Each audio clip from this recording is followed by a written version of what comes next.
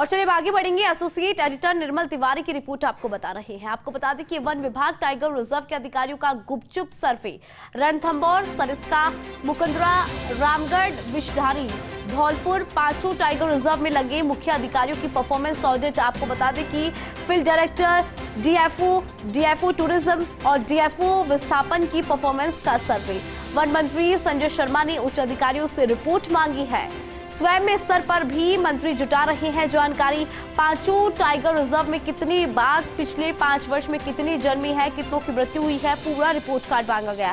बाघ गायब कितने हुए, कितनों का शिकार हुआ, बाघ ट्रांसलोकेशन 3 वर्ष या उससे ज्यादा जमी, अधिकारियों के नाम, गांव विस्थापन की प्रगति, विकास कार्यों पर खर्च की डेटा शीट, अधिकारियों का व्यवहार, वन क्षेत्र में उनकी संपत्ति और बाहरी लोगों की टूरिज्म यूनिट कितनी, इन सब को लेकर पूरी जानकारी मांगी गई है। गृह जिले में किसकी पोस्टिंग और स्टाफ स्वीकृत कितना और कितना पद स्थापित, कितने अधिकारियों की चल रही जांच और जांच के बाद क्या कार्रवाई। माना जा रहा है कि टाइगर रिजर्व में उच्च स्तर पर किया जा सकता है आमूलचूल बदलाव।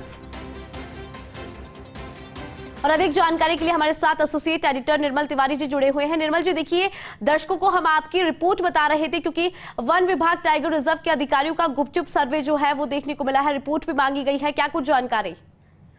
देखिए अंदू, निश्चित तौर पर जिस तरह से प्रदेश में जैसे ही सरकार बदली थी, ये तय था कि पिछले सरकार के जो भी 6 माह के जो उनके निर्णय थे उनकी भी समीक्षा की जाएगी। और कुछ जिस तरह से फील्ड में जो अधिकारी लगे हुए अलग अलग डिपार्टमेंट के, वन विभाग ने किसी भी डिपार्टमेंट का, उन सभी की एक परफॉर्मेंस ऑडिट वाली बात थी। लेकिन वन विभाग में ये इसलिए जरूरी था कि प्रदेश में पहली बार बाघों की संख्या 100 के पार पहुंची है। प्रदेश में पहली बार टाइगर रिजर्व की संख्या भी 5 पहुंची है, क्योंकि अभी तक सिर्फ रणथंभौर, सरिस्का, उसके बाद मुकुंदरा ही बना था, लेकिन रामगढ़ विषधारी, उसके बाद धौलपुर टाइगर रिजर्व भी बन चुका है और सभी जगह बाघ है। हालांकि मुकुंदरा में 2 बार बाघों का पुनर्वास विफल रहा है, तीसरा प्रयास उसका जारी है।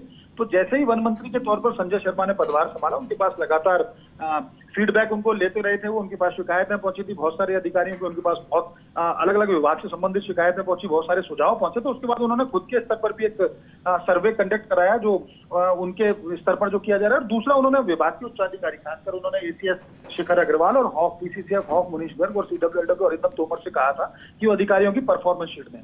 देखिए बहुत कुछ गड़बड़ चल रहा है। जिस तरह से लगातार रणथंभौर में जो सीसीएफ की अगर बात करें, जो वहाँ के फील्ड डायरेक्टर पी काथरवाल और मोहित गुप्ता जो वहाँ के डीएफओ, उनके बीच में आपसी खींचतान जग जाहिर है। लगातार वहाँ के बिल भी रोके गए, वहाँ पर विकास कार्यों के वहाँ लगातार बाघों की मौत भी हुई, कुछ बाघ गायब भी हुए।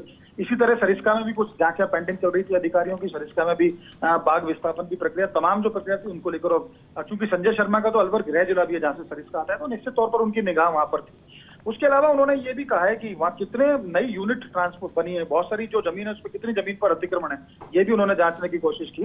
किन अधिकारियों के कार्यकाल में ज्यादा अतिक्रमण हुआ, किन अधिकारियों के कार्यकाल में बाघ ज्यादा गायब हुए, बाघों की शिकार बहुत ज्यादा हुआ, किन अधिकारियों के कार्यकाल में वहां पर टूरिज्म यूनिट, जो कोर क्षेत्र और उसके आसपास से टूरिज्म यूनिट खोली गई, तो उसके पीछे कारण क्या था, क्या कुछ अधिकारियों की भी संपत्ति वहां पर है। तो बहुत सारे क्राइटेरिया, 1.5 दर्जन ऐसे क्राइटेरिया हैं जिनको लेकर के ये परफॉर्मेंस ऑडिट कराई जा रही है, अपने स्तर पर सर्वे कराया जा रहा है। तो माना यह जा रहा है, क्योंकि लगातार जिस तरह की सूचनाएं मिल रही थी इंदु, देखिए बाघ और बाघ संरक्षण के लिए राजस्थान को जाना जाता है। देश को हमने टाइगर रिजर्व भी, टाइगर प्रोजेक्ट है वो भी राजस्थान ने दिया। जो कैलाश सांकले यहाँ के जो अधिकारी थे, उन्होंने, उनकी बदौलत भी टाइगर प्रोजेक्ट शुरू हुआ था। तो ऐसे में राजस्थान की छवि पर लगातार प्रतिकूल असर पड़ रहा था। जिस तरह से रणथंभौर में लगातार शिकायतें मिली थी, वहां पर जिप्सियों को मोटे दामों पर बेचने की भी बात थी कि किस तरह से वहां पर्यटकों से ज्यादा पैसा वसूला जाता है। अधिकारियों की कार्यशैली को लेकर लगातार शिकायतें मिलती रही थी। तो निश्चित तौर पर छवि को सुधारने का काम, पर्यावरण संरक्षण का काम, बाघ और बाघ संरक्षण बहुत तेजी से आगे बढ़े, क्योंकि बाघों का गायब होना छोटी बात नहीं है, बाघों का शिकार छोटी बात नहीं है। और अधिकारी अगर वहां पर आपस में लड़ रहे हैं, उससे बाघ संरक्षण अगर प्रभावित हो रहा है, खासकर रणथंभौर में तो बहुत ज्यादा बुरे हालात थे। तो ऐसे में संजय शर्मा ने एक फैसला और किया। वो किस दिन उन्होंने ये भी कहा कि वो खुद औचक निरीक्षण करेंगे, जितने भी टाइगर रिजर्व है या बड़े जो कंजर्वेशन रिजर्व है, वहाँ वो अचानक पहुंचेंगे और वहाँ खुद भी जानकारी जुटाने की कोशिश करेंगे कि वहाँ के हालात क्या है। तो माना यह जा रहा है बिल्कुल निर्मल जी, क्योंकि अधिकारियों को जिम्मेदारी अब खुद संभालनी होगी। आपने जानकारी साझा की निर्मल जी, उसके लिए आपका बहुत बहुत शुक्रिया।